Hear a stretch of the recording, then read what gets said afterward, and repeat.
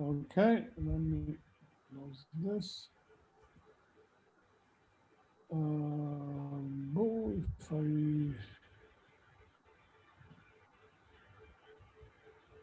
share this and then run, it should work.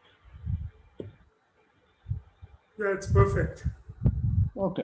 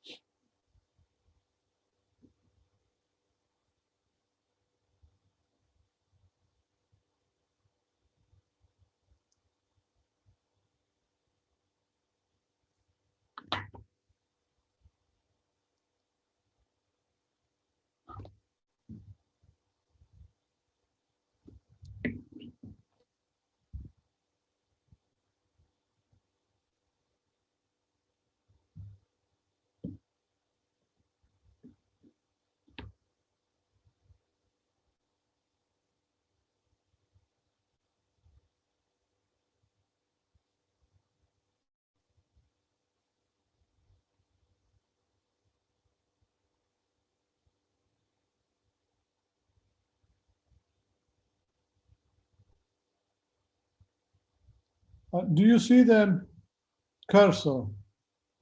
Yeah, I see the cursor, but Shamak is muted. Okay, so I can move the cursor and point somewhere, and then you Okay, will see. right. So shall we start? Okay, Yes. so I'll just talk.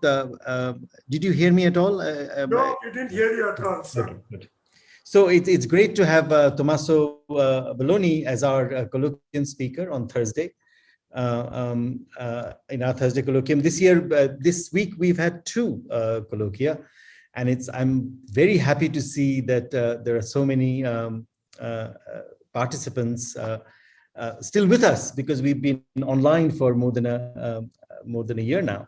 Tommaso is an old friend of IUCA. We see him regularly here, and because of the lack of travel, we've missed him for a while. Good to see him online.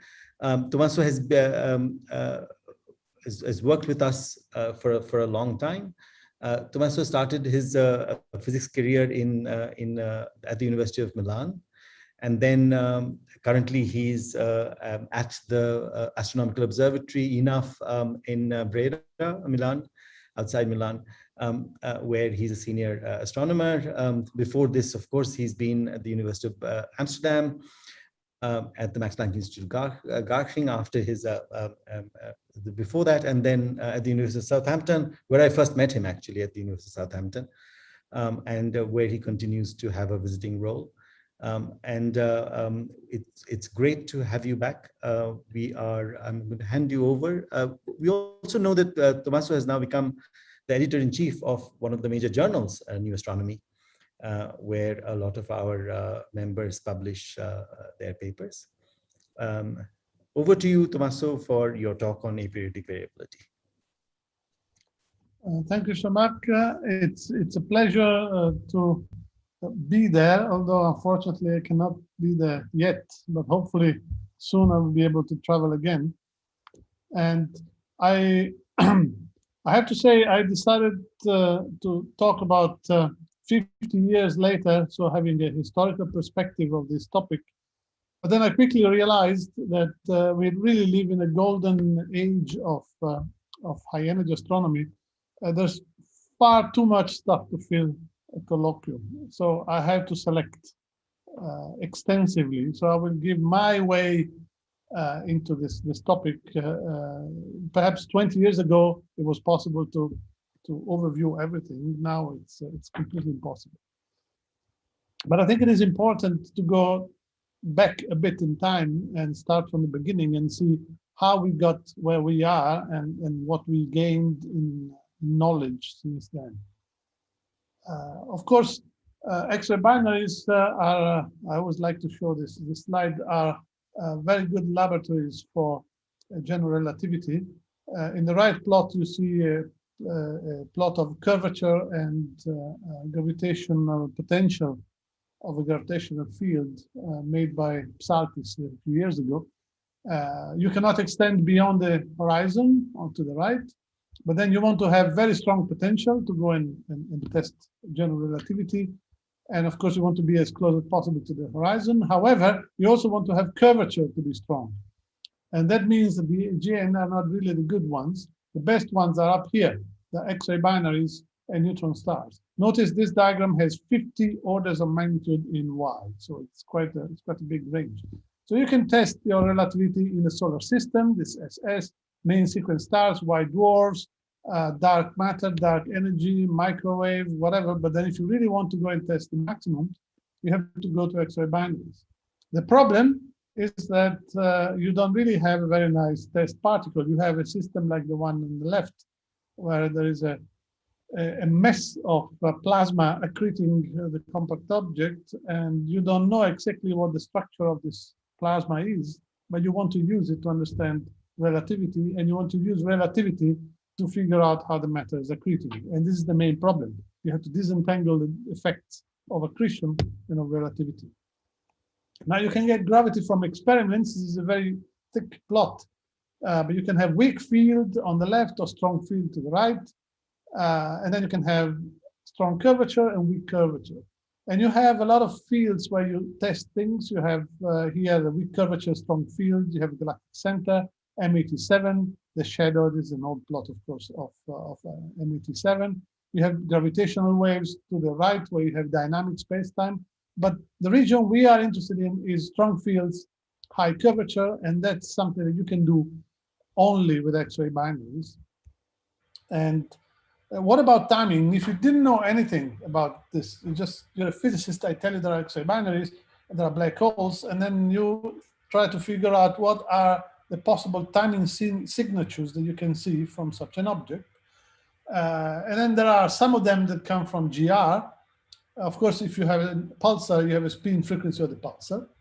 But then you have particles orbiting a gravitational field. So you have Keplerian frequencies, and you have relativistic precessions, such as the periastron precession or the lens steering frame dragging precession. Then you have to look at the accretion side, and the accretion side also gives you timescales.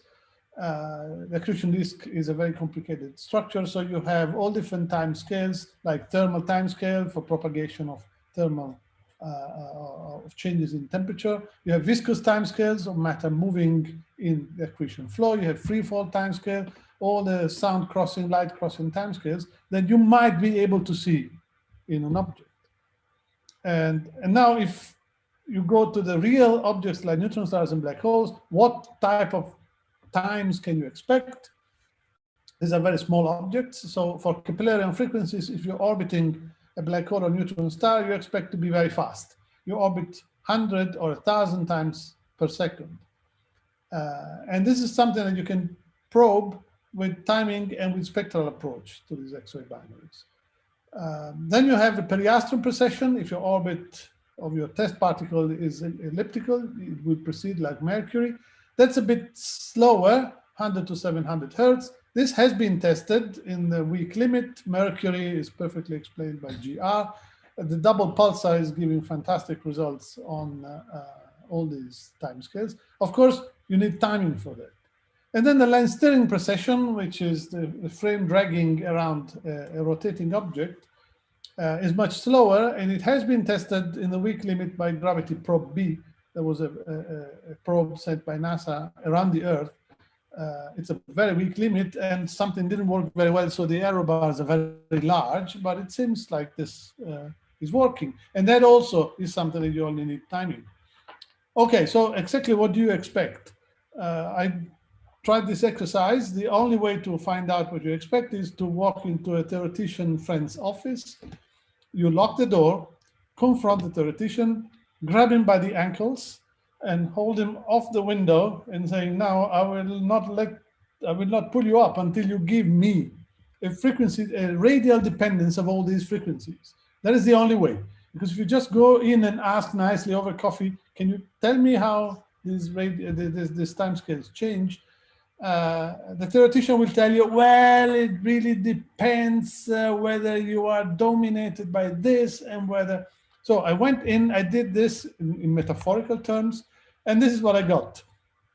Under whatever assumptions that were used, if you have a 10 solar mass black hole, the radius is on the x-axis in gravitational radii, and this is the dependence of different frequencies or timescales, in this case, with radius.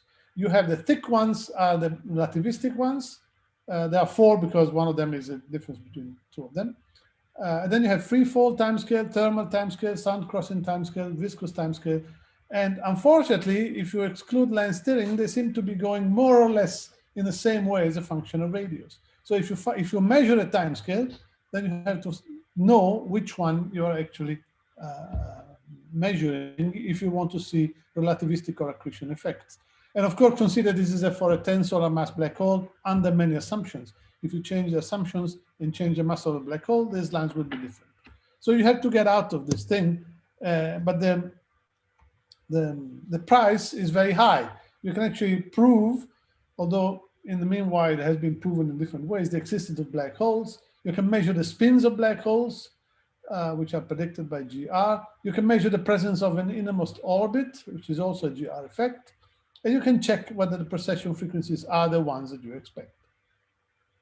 So let's rewind history and let's go back to the first timing measurements in high energy astronomy. And the first pulsation that was detected was Centaurus X3, an X-ray pulsar in 1971 with Uhuru. It was a fantastic discovery. You can see the plot here. The plot is the Uhuru was rotating and it had a collimator. So each source was entering the field of view with a diagonal response going up and going down. And you can see the up and down of this periodicity. You can see it by eye. And then there are some missing pulses which are filled in with the line. So there was a very clear periodicity of 4.87 seconds. And that led to the identification of X-ray pulsars, and people realized that these were neutron stars. But then, of course, people got hungry and they were looking for different sources, whether they could find the same periods. And they were finding many, but the instruments were not very good, as you can see from this plot. And I love this plot, this table on the left, because it's from, I don't remember which paper, the data on X-ray pulsars. And it has 3 sources. One is NP0532, which is none other than the Crab Nebula. It has a period of 33 milliseconds. Then there's Centaurus X3, 4.87 seconds. And then there's Cygnus X1. And that had a period of 0.073 or 0.292, 1.1 or 1.3, possibly larger than 5. So they had no idea what kind of period this Cygnus X1 had. And then there was this man who came and published a paper that said the observational data of Cygnus X1 are consistent with random pulses with an effective pulse length of 0.3 seconds occurring at varying rates. It is suggested that some other fluctuating X-ray sources, such as SCO-X1 and Cygnus X1, may also have such a shot noise character. This was a fantastic result. The person is James Terrell Jr., and you can see the data here. On the left, you see the Cygnus X1 data, and on the right, you see power spectra. And this is really very bad statistics. People were seeing peaks and saying there's a pulsar there, but the peaks are at different frequencies. And he said, this can actually be shot noise. No idea how you could actually say it was shot noise from there, but he was not really right, but in the right direction. There is no period in these sources. Now, these are very bad power spectra. Uhuru was not a fantastic instrument. But then we went on in time and things advanced. More or less every 10 years, we had a good one. If you want to find a plot, a similar plot in literature, I don't have references here, but this is Nolan et al. 1980 or 81. Cygnus X1 power density spectrum, you see the shape is a continuous spectrum with decent error bars. and it has a certain shape. And then in 1990, I worked on exocet data and produced a plot like the one on the right, which has even smaller error bars and some variations.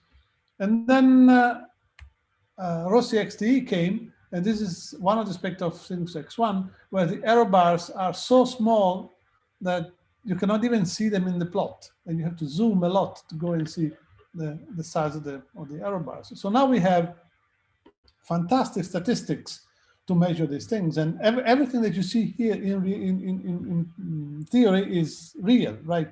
This little blip here that is not going to appear the next day might be something there, but we don't know what it is. But certainly, there's a lot of variability in form of noise without any period. And as it turns out, it's not always the case. If you look at these systems, sometimes you see this variability at the top, and you can look at the left side. This is the variability in time scale, in time domain. It's really strong. It goes from 5,000 to 22,000 counts per second on a time scale of a few seconds. A lot of variability. But sometimes you don't have any variability, like the original accretion models with thin accretion disks predicted. And this is a different source, but on the same type of scale, is almost nothing in variability. And the power spectrum is has been accumulated over months of exposure time in order to get those nice error bars. But the scale is the same, and the variability is much, much, much less. The difficulty, of course, is to interpret this, because you need to have some numbers out of this, and you don't really have very good frequencies to play with. And then we had this idea to deconvolve the spectra in terms of broad Lorenzens, and the broad Lorenzens give you frequencies. The frequencies are, if you look at the plots are the power spectrum and the same power spectrum multiplied by frequency. And the frequency that you're interested in is the peak of the rightmost plot. So this is one frequency, this is one frequency, this is one frequency, this is one frequency. Of course, you really have to believe the composition in order to assign a precise value to these frequencies, but at least we can work homogeneously with different systems and see how things evolve. And there's one important thing that people for many years were totally uninterested in these variations, saying that it's just weather in an accretion disk is just plop, plop noise, you know, like a bubbling cauldron, and who cares what this thing is. And now people start realizing that this is not a good approach. First of all, because the weather might be uninteresting, but when you want to go out, you are interested in knowing whether the weather is good or bad. But also because variations in time also give you variations in energy. The fact that these power spectra, these variations are different at different energies is the same as saying that the energy spectrum varies very fast. And these are histograms from a paper of a young Chinese who went to work with me for a few months.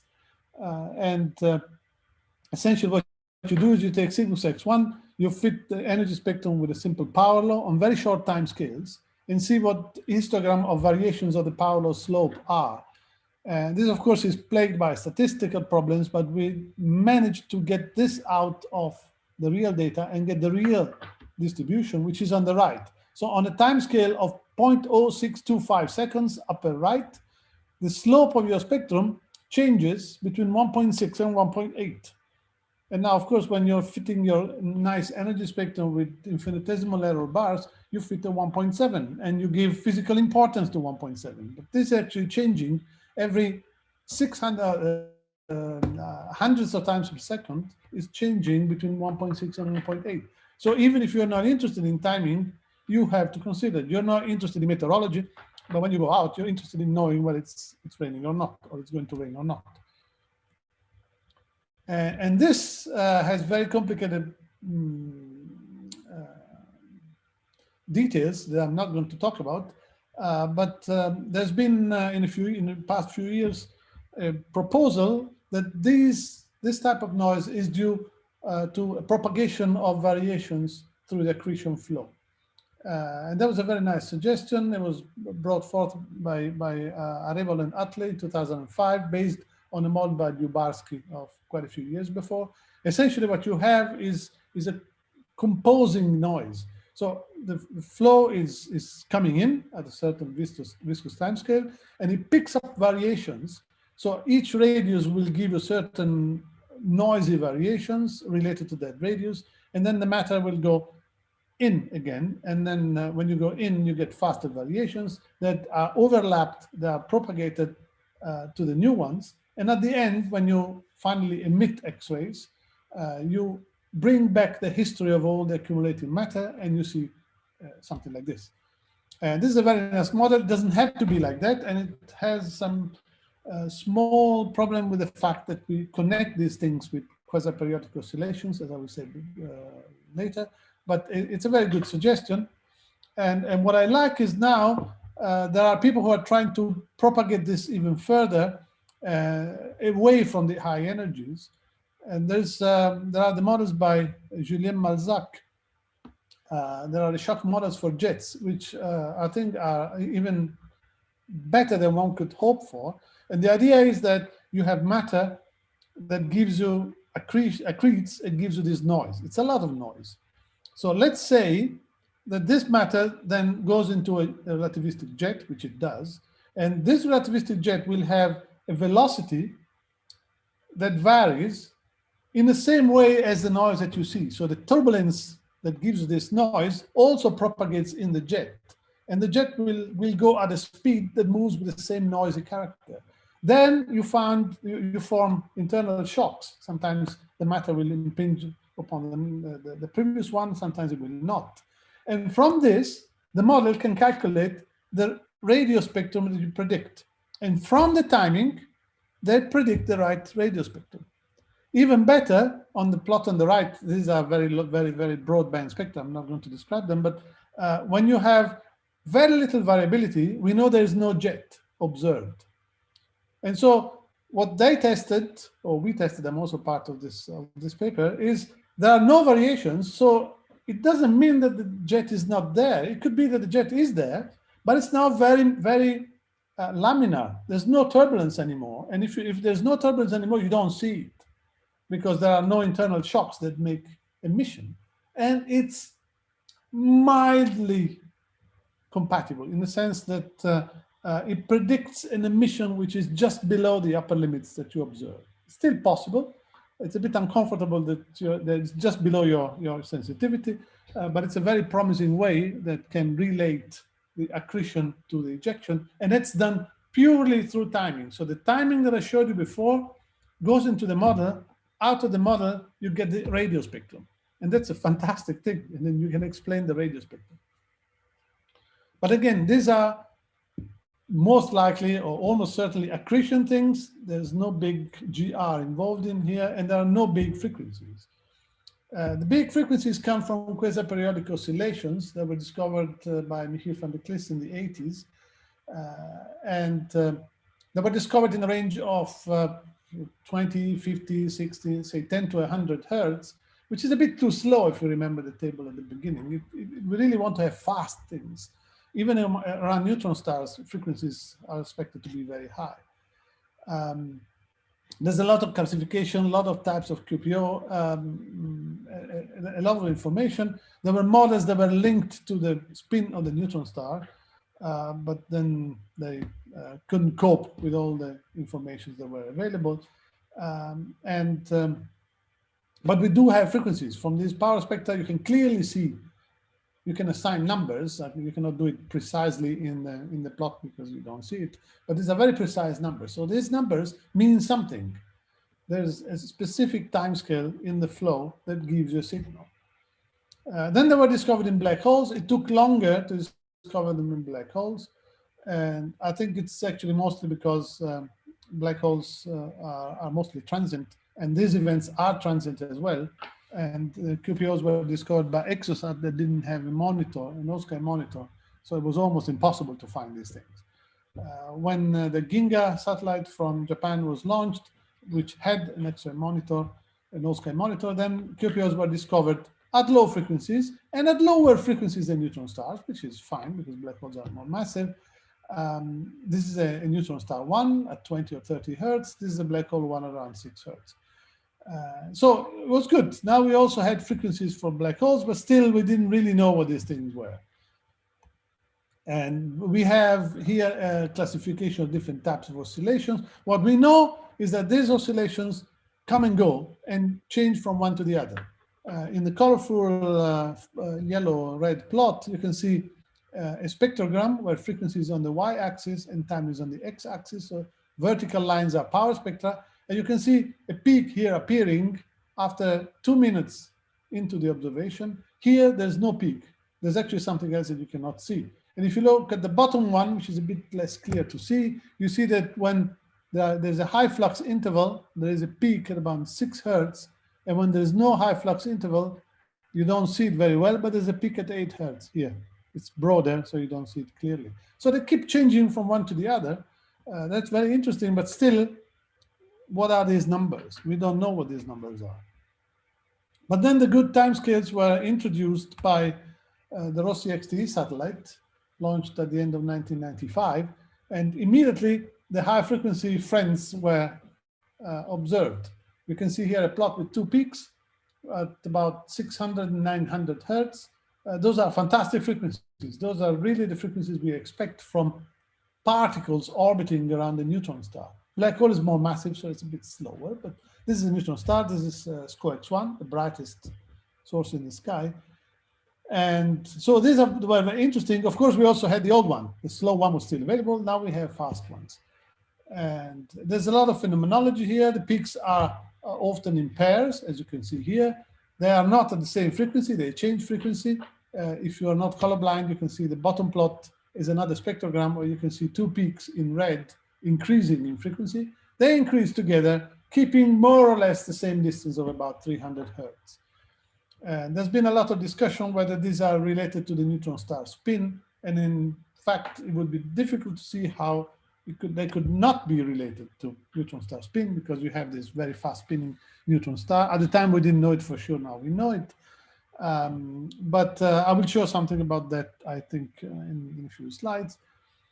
Now we have frequencies to play with. We have 2 high frequencies and 1 low frequency. And if you remember the previous, at the beginning, the slide had 2 fast frequencies, 1 slow frequency. The big change was at the end of the 90s when Stellenbeet proposed the relativistic model for these frequencies.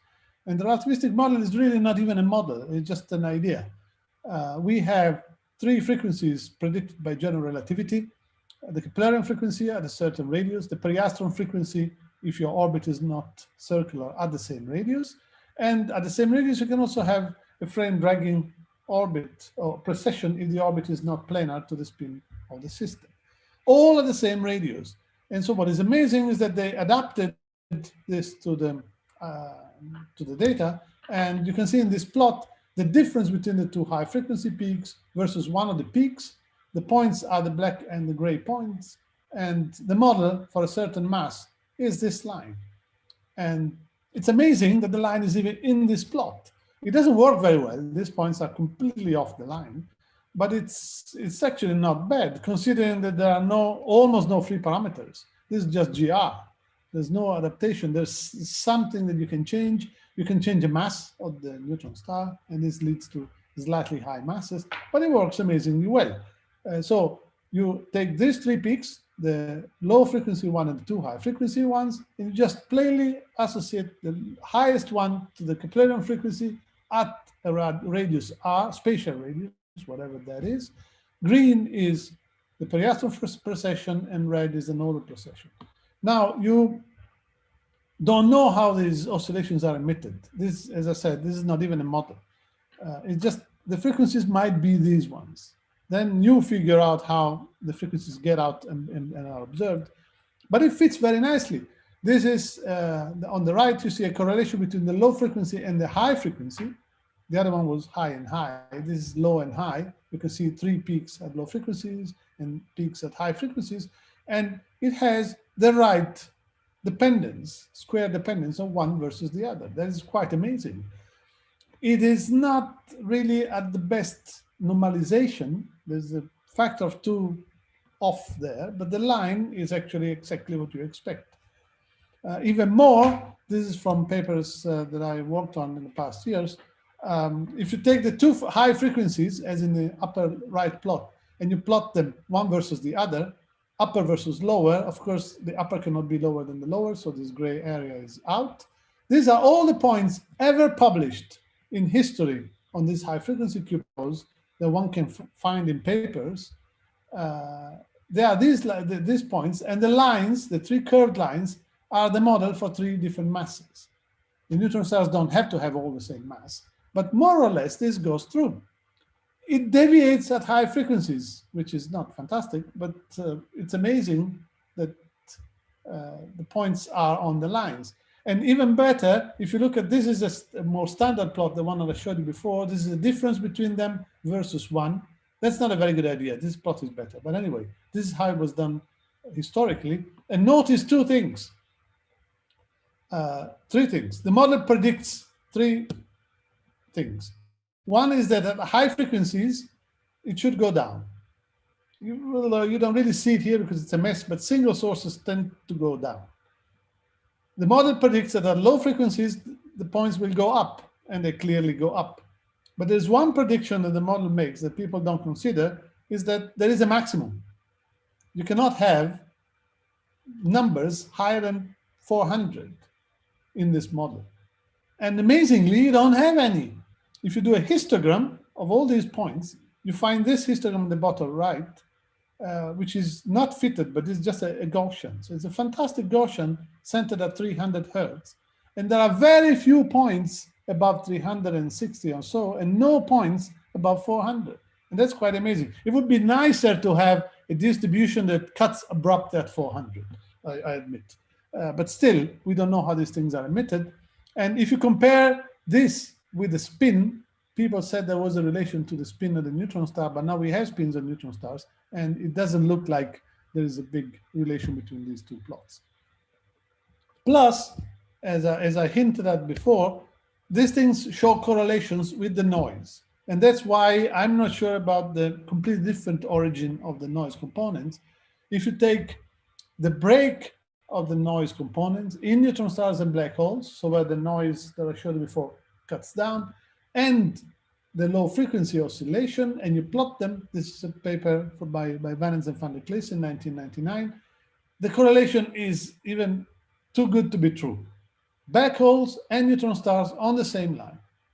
So not only black holes and neutron stars seem to have the same effect, that what we see is the same thing, but it's also connected between the noise and the oscillation.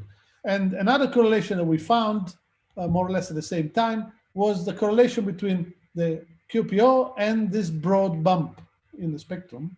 And if you identify this broad bump as one of these peaks, although it looks completely different, then you find a correlation that goes over 3 orders of magnitude between neutron stars and black holes. You have bumps here, and you have peaks here. Oh, I have another slide to show it.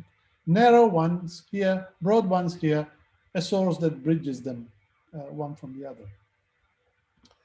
So that means that these broad bumps would be kilohertz oscillations. And the reason that you don't see very clearly the fact is that they are not oscillations and they are not at kilohertz. But if you forget these two details, they look exactly like kilohertz oscillations. And the beauty of that model of Stellenbeet is that when this plot was presented, I presented this at a conference in 1998 in Italy, they immediately could explain it without changing the model. They just never thought of doing that plot. But if they did that plot, their model fits the data, the correlation, even without changing the model. So that's quite a big thing for a model. So if you consider these broad things are the equivalent at low frequencies as narrow things at high frequencies, things seems to work. How these are emitted, not clear. How these become broad and narrow, not clear. Then people looked for the equivalent of kilohertz oscillations in black holes, and for a long time it was nothing was found. But then ROSI-XT had the power to see it, and it saw them, but it saw very little, very, very few. very few detections. Some of them are actually not statistically significant, some of them are. We did a complete search to the whole XTE archive, and we only found 11 detections. You can do better if you do it intelligently. That's how people discovered a few more. But if you just do it like this, you only find these 11 detections of peaks. The lines are the peaks, or all the peaks overlaid on the others. And it's not that much. If you do the same exercise for neutron stars, you find millions of peaks, very good peaks. These are not very good peaks, they're very weak. And they seem to be in couples. Actually, you never see really a couple here. You see either one or the other. One at low frequencies, one at high frequencies, but it's obvious because there are two, so one has to be lower than the other. But you don't have much to play with. So there are alternative models for these oscillations, but there are so few numbers that it's very difficult to make any prediction. There's only one system, the famous GRS 1915 plus 105, where there are 51 detections. So 11 in the whole archive and 51 only for one source. And the beauty of it is that these frequencies are almost always the same. They're around 65 to 70 hertz. Not exactly the same, there are changes, but they are the same frequency. So this is a very clear number to associate to this source. 70 hertz. What can 70 hertz be? Since it's very stable and it's not a pulsar, the most obvious thing would be to have a Keplerian frequency at the innermost stable orbit. That's a fixed number.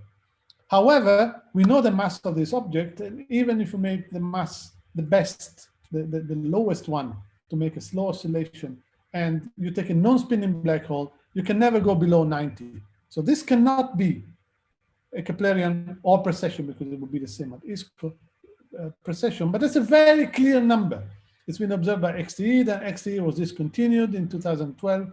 2015, AstroSat was launched, and it saw it again at the same frequencies, more or less, a few hertz difference. So this is a very clear number.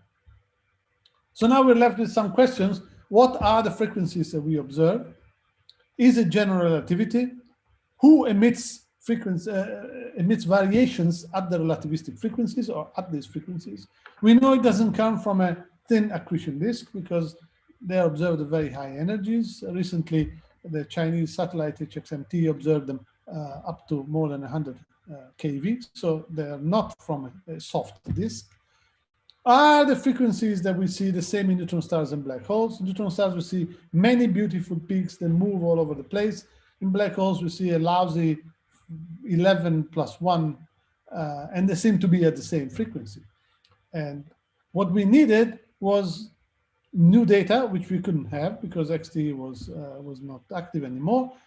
We need a good case. And if you scan the whole archive of XTE, you find a unique source in black holes that had all three peaks. That was GROJ 1655 minus 40. It had, as you see in the right plot, a low frequency peak at about 17 hertz, and two high frequency peaks. They are shown in a different inset because they are too small, very, very weak things at the same time. And the plots are done in two different energy bands to pull them out better. So you have three numbers, but you can test the model. You only have three numbers.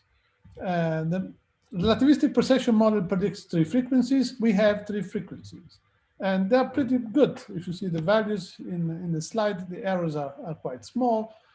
And then you have three equations. These are the three equations. Someone told me that sometimes there is a mistake in one of the equations, but I could never find it. So three frequencies we have from the model. The model depends on the mass of the black hole M, on the spin of the black hole A, and on the radius at which these oscillations are generated. And you can solve this. Now it can be done thanks to the work of Sarah Motta, who's also the author of this work. It can be done analytically. At the time, it couldn't be done analytically. And you find a solution. And the solution is for a spin of 0.29, a moderate spin, a mass of 5.31 solar masses, and a radius of a few gravitational radii. But we know the mass of this object, and it's measured optically to be 5.4 plus minus 0.3. And our mass is there. It's very close. and we have a very small error. They have a decently small error for an optical measurement. So we find the right mass. And if we find the right mass, we can believe that according to the model, this is the spin of the black hole with a very small error. You can do more. Now that you have A and M, R is a spatial radius, you don't care. You don't know why it's spatial. But A and M are physical parameters of the black hole. As a matter of fact, A and M are all the physical parameters in the black hole, spin and mass. Therefore, you can calculate everything. And for instance, you can calculate with this very nice formula what is the radius of the innermost stable circular orbit. That's 5.03 gravitational radii. We see 5.68 because we have to be outside ISCO, of course. You cannot be inside. But then you can check things. And this is the plot where you can check things. This is a plot that has, we have three frequencies, the low frequency, the nodal one, and all three frequencies versus this one. So one of them, of course, is 1-to-1, it's the same frequency. And the other one are the two high frequencies. The points that we used are these blue points. With these 3 points, we constructed this plot. This plot depends on these 3 points. And this is the radius. This is ISCO. We have an error on the position of ISCO, which is this band. And then the high frequencies are only these ones. So you cannot add more plots to this, more points to this plot. However, low frequency peaks, you have many. And look how many low frequency peaks you are. This is a perfect correlation because it's X versus X. But these are the values. There are many. But they stop right there where you expect them to stop. You don't have a value here. If you had a value here, it would be impossible. You have to stop at ISCO, and they stop at ISCO. Moreover, remember we associated broad components, the broad bumps, to high frequency things. If you plot the broad bumps in this system, they lie on these lines. So it's actually good. This could be the equivalent of this. This is a few hundred hertz. When you have it at 20, 30 hertz, it is this. It's the same thing. Here you only have 2 points, but they fit. You can even do better than this. You can say, okay, I don't know why this is emitted, but I know its frequency. However, I don't see a pulsar here. I see a peak which is broad. Why is it broad? It could be broad because the spatial radius that emits this radiation is not constant, but it jitters in time. It sort of makes sense not to have a very fixed number. However, if you jitter in time the radius, then in order to reproduce the width of the peaks, you don't want to jitter too much. And also, each frequency will depend differently on radius. So you have a fingerprint. You can play the jitter and see if you reproduce the relative widths of the peaks. And what you find out is that if you jitter by 2%, you reproduce the width of the 3 peaks, which is also very good. Then you compare the spin with the people who do different measurements of the spin from the energy measurements, and they don't fit. We have a problem here in adapting one number to the other. So at least one of the 2 measurements has to be incorrect. Now, fortunately, there is a model now for the emission of one of these oscillations, and that's a low frequency one. The high frequency ones are still under scrutiny, but for the low frequency one, there is a good model, which I think we can rotate here, and that's taking the Stellenbeet model. Adam Ingram and Chris Doan have developed this model where the inner part of the accretion flow has a different structure. It's like a puffed torus, and each radius precesses at the lens steering frequency. But effectively what you see is the effect of a donut precessing. So you see only one frequency. And this is a very nice model which can predict things. For instance, it can predict, as you see in the plot, that this donut will self-eclipse itself. And so there will be changes in the iron emission line from reflection, which have been observed. It also goes well with the model, with the truncated disk model, which sees a thin disk down to a certain radius, and then a different component at the end, which has also been developed by many people, including Chris Dunn, which is who is in the other model as well. So this sort of works very well, and it ties things together. We don't know what causes the other oscillations. For instance, in this model, you could think that the Keplerian emission is the Keplerian emission of this torus. However, the Keplerian emission will not work like a donut. So depending on how big this donut is, the high frequency peak will be more peaked. If it's very small, you can give it a very clear frequency and you see high frequency peak. If it's very broad, then you dilute this much more than you do with the lens steering, and then you see a broad bump. But that has not been done with the models. And now comes the problem. XTE was discontinued in 2012, and we were left with no alternatives, no new systems to observe this. In order to observe these things, you need to have good timing capability, and also you need to have a very large area, collecting area. And we didn't have them until a few years later when AstroSat was launched. And now we have three instruments that we can use to study this. We have AstroSat since 2015. We have NICER, that's not a satellite, it's an instrument on board the ISS from NASA. And then you have InSight HXMT, which is a Chinese instrument that doesn't have a large area, but it has very nice capabilities and covers different energies, also very high energies. So they are very complementary in how they work and their coverage. And I'm going to show you a few results coming from these instruments in the same direction as I showed you before. And the first one is as I told you, JRS 1915 showed high frequency QPO in AstroSat. That was good, and it was also lucky because it didn't have to. For instance, NICER did not see any. NICER will not see any of these high frequency oscillations because NICER is a very soft response. It doesn't have too many photons at high energies, and these things are stronger at high energies. If you look at the gray plot up here, this is the effective area of the LUX-BC, the gray one, compared to the effective area of the XTE instrument. At the end, XTE was this gray one, and at the beginning was this one. Now AstroSat is down 1 out of 3 instruments, so it's lower. It has a higher response at high energies, and these are the intensity, fractional intensity modulation of the low frequency and high frequency things. And you can see that they become stronger at high energies. If you stop around here, you have a very faint signal. So NICER observed at the same time as AstroSat, but didn't see anything. AstroSat observed at the right times and saw this oscillation. You can see it in this plot on the right, where we saw frequencies, the centroid frequency of this changed in time depending on the energy. So this is a color diagram. Depending on whether the source was hard or soft, the frequency changed. When the source was harder, the frequency was higher. And this is very interesting because it's the first time that we see variations in this. And we need to have very good spectra, which we don't have yet. We haven't extracted them yet from this data in order to see exactly what happens in this source. Unfortunately, not unfortunately, but AstroSat has low energy response with the soft X-ray telescope, but it doesn't have high time resolution in that telescope. So you cannot connect this to the low energies. You can only do longer term spectra.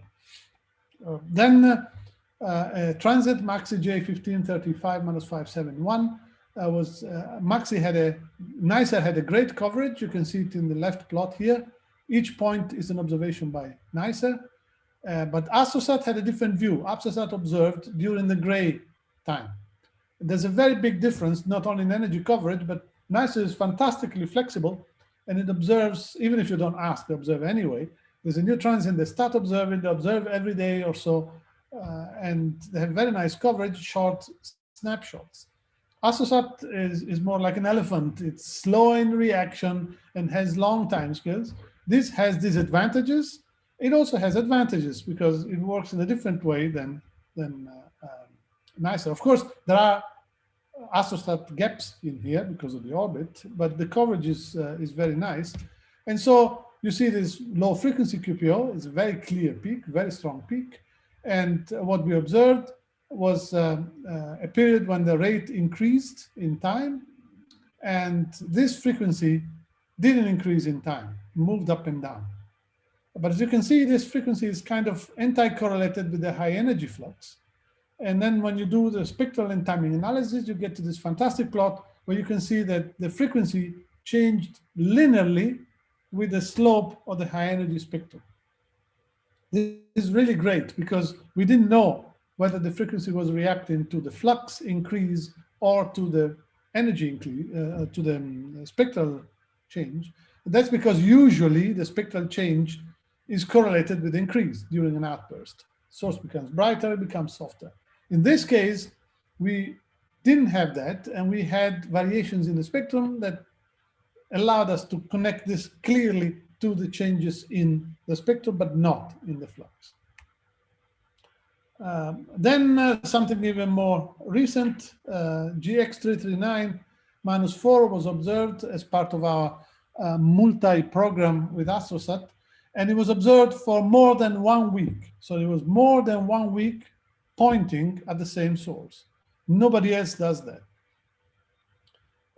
It's a proposal that had to be split between Indian time, Canadian time, and international time to get to split the time cost between the different systems.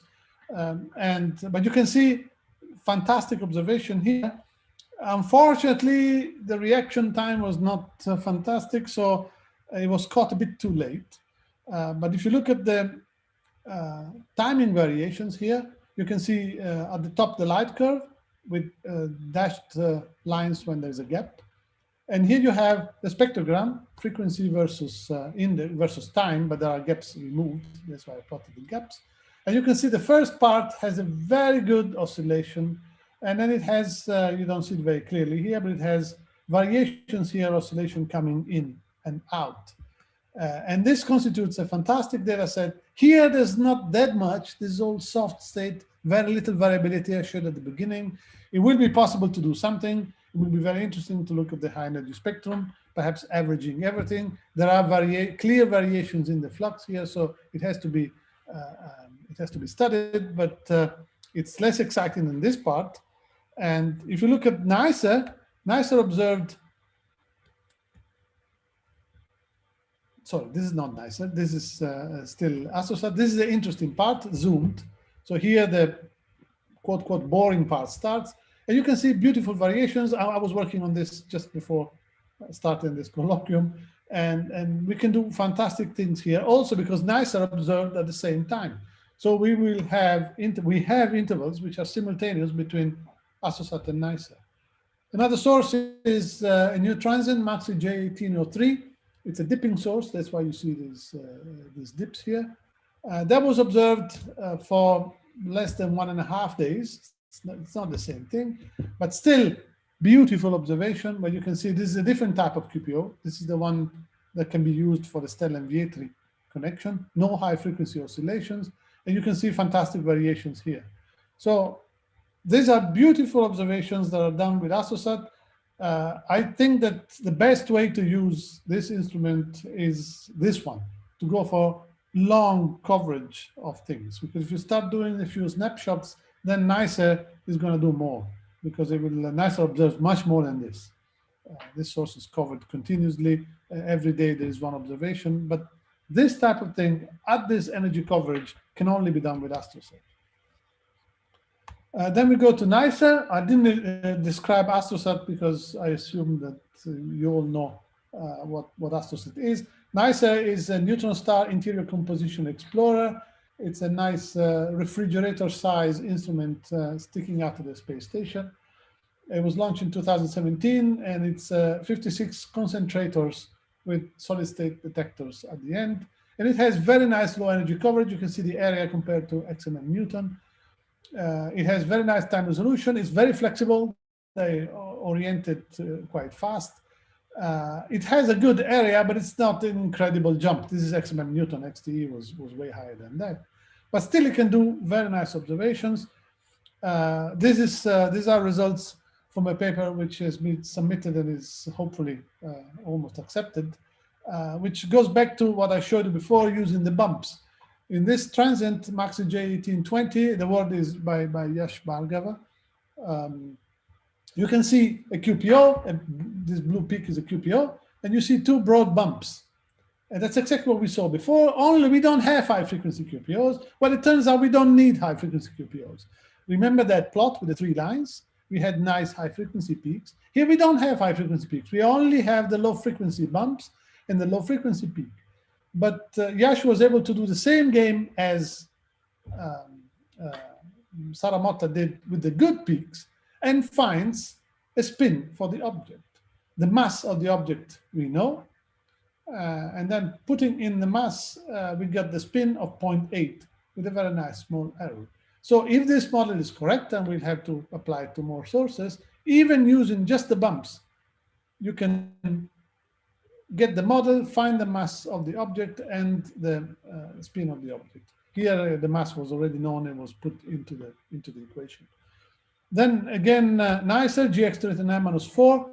This is the same type of plot as before. Astosat observed from this part here to somewhere in the middle here. And NICER observed the hard state, which here is completely overplotted. You just don't see anything because it's too strong. Then there is a QPO here, a lens steering type QPO here. Then there are all oscillations, and the Astosat part is here. So this part is interesting because it's going to, okay, I have a zoom here so I can show you better. This is a zoomed part. The yellow square here is more or less when Astosat observed.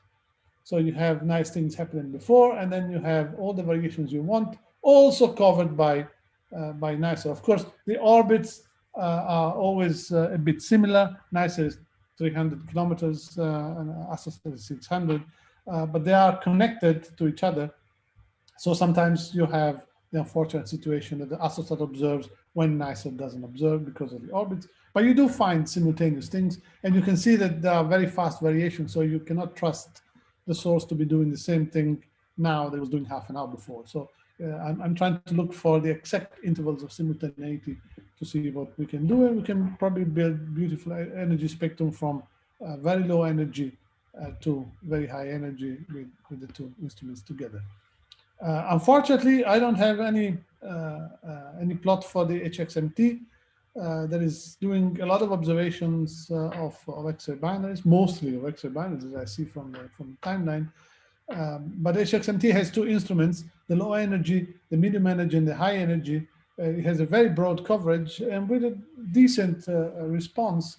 And so they already found no high frequency things. They're probably too small, but low frequency oscillations that extend all the way up to 100 or 200 hertz, which is something that was not done before. And it is also interesting to compare the data with those ones. But then all these instruments, Astosat, HXMT, and NICER, are very nice, very good. You can find nice things, but they are not a major step forward. And we need a major step forward. We are doing nicely the same type of work we were doing before, extending it, doing some nice new things. But it's very difficult to think that a big advancement, the solution to the problem will come from these instruments even together. What we need to have is something much larger. And we've been working on that for a long time. First, trying to propose something for ESA, and then it was brought over to a collaboration with China. And this gave birth to the EXTP, X-ray timing polarimeter mission. E stands for extended. And now you can see the effective area here on the upper right. The Astosat Lux PC is the gray thing. The XT PCA is the blue one. Remember how it was so much nicer to have Astosat compared to XTE. This is the low energy telescopes of this instrument, but the big one is an instrument that has a much larger area. And this is at high energies. It peaks at 8 kV, and that's exactly what you want. This is a picture of the instrument. These are the real solar panels. These are the instruments. It's like 2 chocolate bars of solid state detectors. Plus, there are the telescopes here observing for at low energies, the black line here, and the polarimetry part, which is also interesting. These are shades for sunlight, not to hit on the solid state detectors. The coverage is between 2 and 30 kV. And once we have that thing flying, which hopefully will happen in a few years, say before the end of the decade, then it will give fantastic results. These are just a couple of simulations that I have. Again, time frequency, this is the same as before. It has just shifted.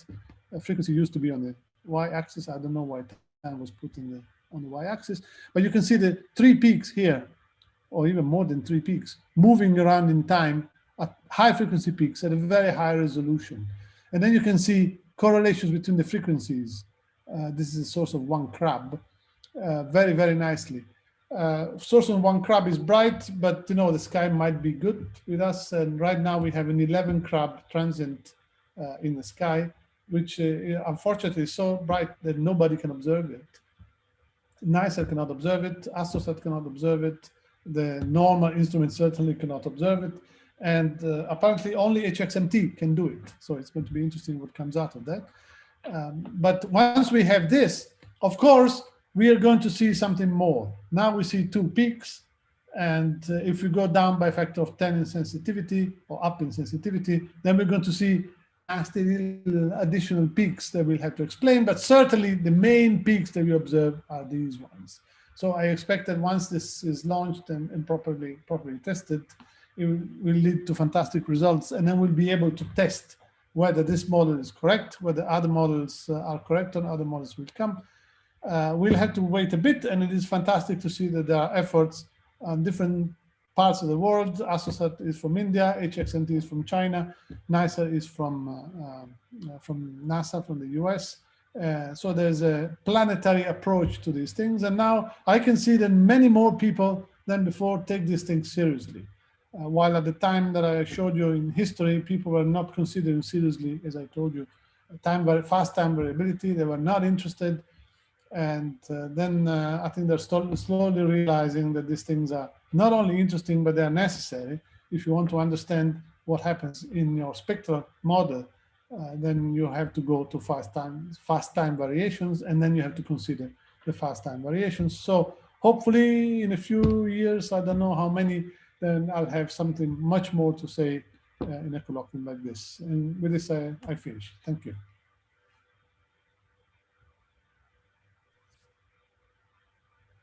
Thanks very much. Thanks, Tommaso. This is a great image of morphing DALI into various things. Okay, so let's see. There's a very thought-provoking talk taking us through a huge range of research over the last few decades. Anybody has any questions, please use the reaction button, the raise hand to ask questions.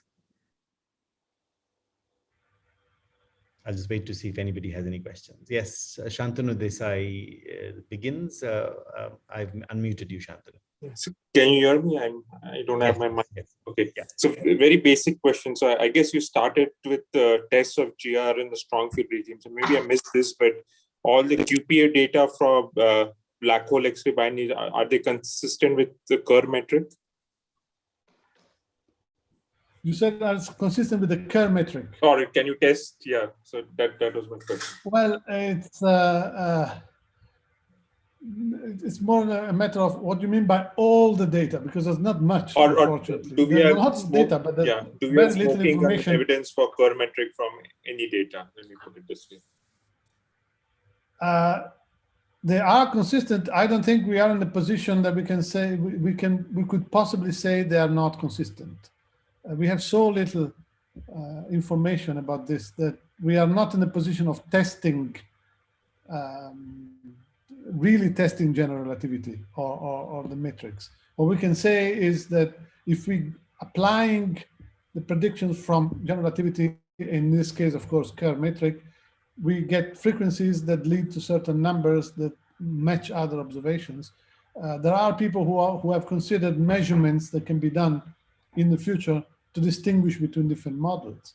But now we don't have good data enough to be able to say they are not consistent. So broadly speaking, they are consistent, but broadly is really very broad.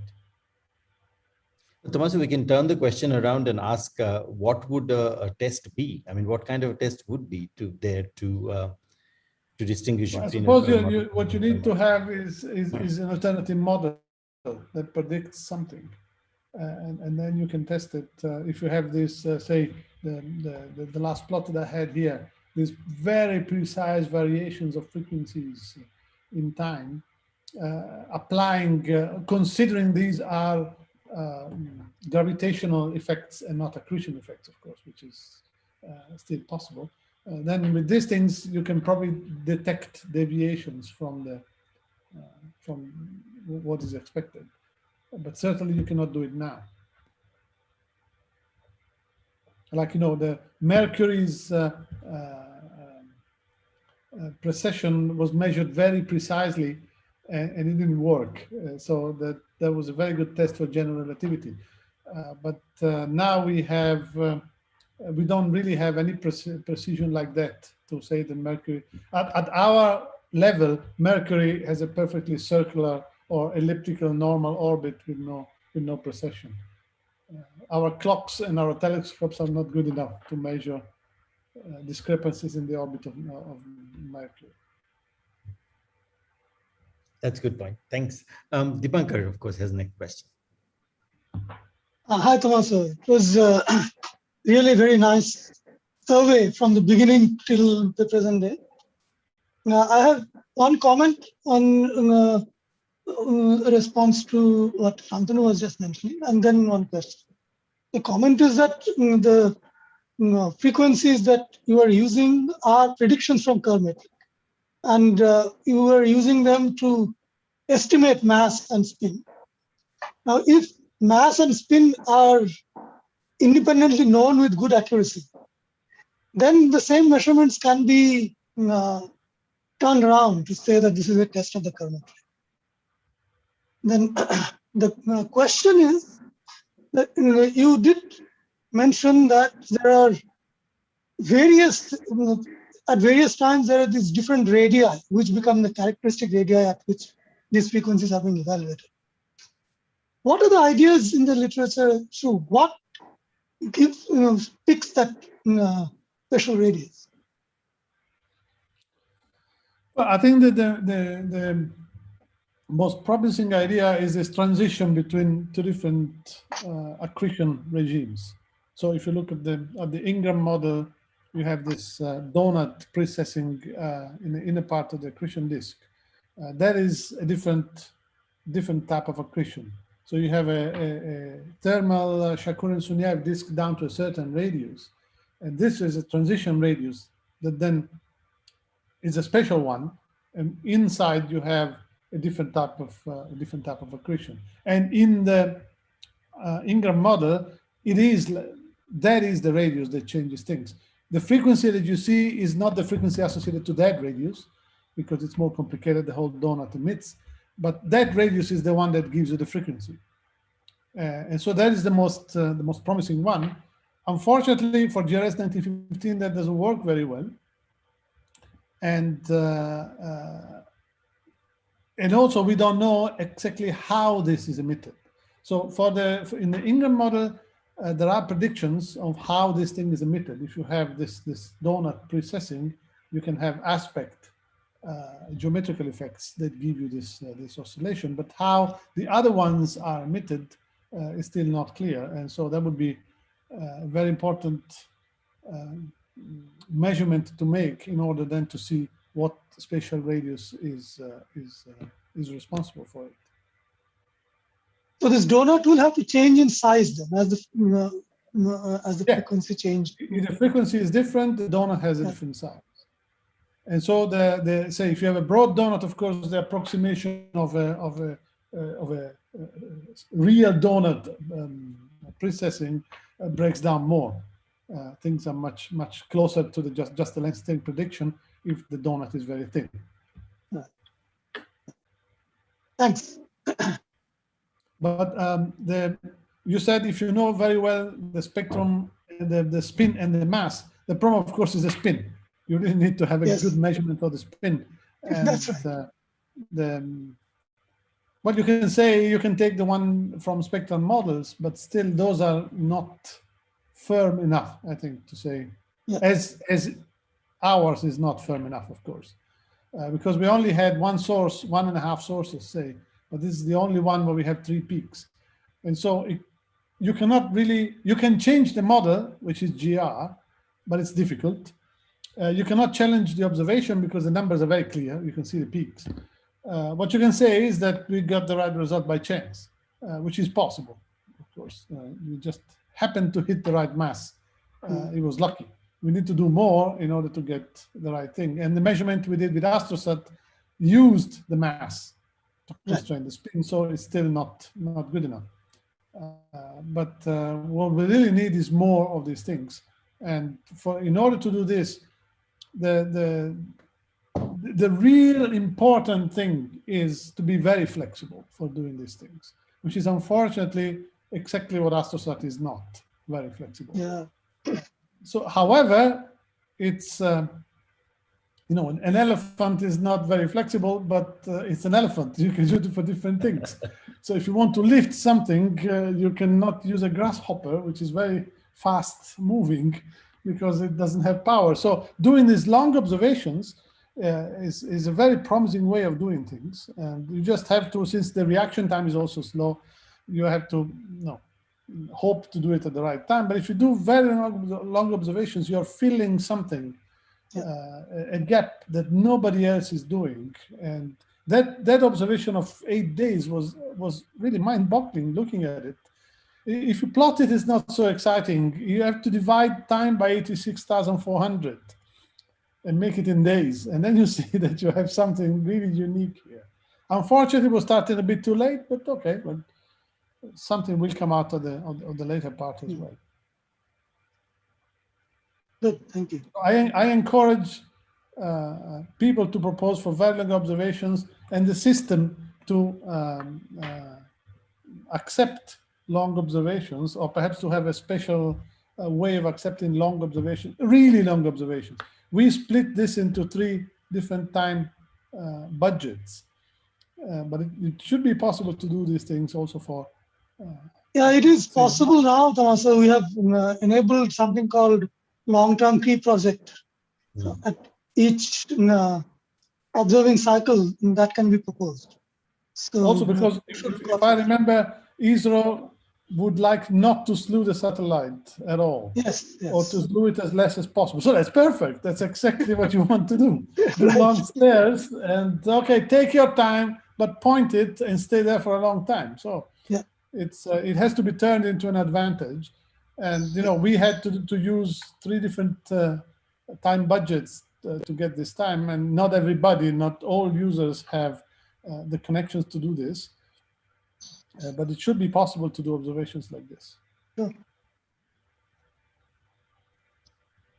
Right, Sanjit next. Sanjit, I've unmuted you. Yeah, I very nice talk. I have a very different question. So about these telescopes like NICER, which is mounted on the space station, is it more cost effective to go like in that way, like you mount something on the space station? Because in principle, it can be repaired as well, rather than sending a satellite in space. I mean, this may not be very relevant for this thing, but then I got pretty much curious to know. You know, I don't really know. I think it is.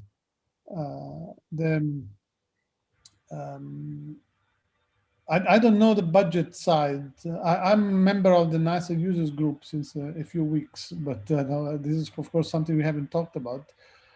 One thing that they obviously want to have instruments on board the space station. So there's something like when I published my paper on NICER data, I received an email from space station people saying, you know, that asking me to fill in something, and that this was very important for the space station activities, and so I think it is. It does have some limitations. They have a lot of problems of. It didn't show in my plot, but the space station has huge solar panels, and the space station orbits like a plane. The Earth keeps the same face to the Earth. So the solar panels rotate a lot, and they come very close to NICER. They cannot hit NICER, but they go very close. And sometimes they have arms passing in front of the instrument and they have to know when the arms are passing in front. Sometimes there's somebody else is using certain things. But I think that was done in a pretty fast way, actually, the instrument. And I think it's something that could be an advantage also in budget terms. Of course, it's like MAXI. It's an instrument on a space station. There are no astronauts going there to change a fuse if something breaks. So it doesn't have that advantage. But I don't know, really. We would have to look into the budgetary side to see how. If I can make a comment, the cost of launching something in an independent orbit or launching it to the space station is not really very different. But what is different is you build the payload to use infrastructure already available on the space station. For example, power. NICER uses power from the space station. NICER uses movement from the space station. So all that infrastructure you don't have to build in your payload, which is a big cost. Yeah, and also you can like repair, or like if some consumable or has gone out, then it can be probably replenished, and all those things also will be possible. So probably that I don't know. That I don't know. I don't think this is going to be very easy. I don't think it's in the plan. So if something breaks, it just breaks. I know because there's MAXI also on the space station. And MAXI actually was supposed to be on it's in the Japanese module, and the Japanese module was supposed to be removed after very few years. For some reasons, they didn't remove it, so MAXI keeps going. But it's something that is there, and if it breaks, that's it. It's broken, and there'll be no little man going out and with a screwdriver and fix it. In principle, of course, in the future with the new space station, because this one is going to stop at some point, it should be possible to do, but not at the moment. But it's certainly a fantastic instrument. It's a rather simple thing, and it doesn't have, as Dipankar said, it doesn't have solar panels. It's connected. At the beginning they connected it there with the robotic arm, I suppose. And then it just works by itself. So it's a very nice thing. And also you can see it by eye when it passes, which is nice, because it's very difficult to see AstroSat. Yes. Or XD. XD is not there anymore. You can, I suppose, but probably not by naked eye. Great, thank you. I think we don't have any more questions. I checked the YouTube feed as well. There were a dozen people there who did not seem to have any more questions. If there are no more, thank you very much, Tomasa, for appearing on our show, and a great talk. Thank you very much. That's the best we can do. Thank you for invitation. Thank you, It's always a Professor. pleasure. Thank you very much. Dipankar managed to raise the Zoom hand even though he was a co-host. Yeah, you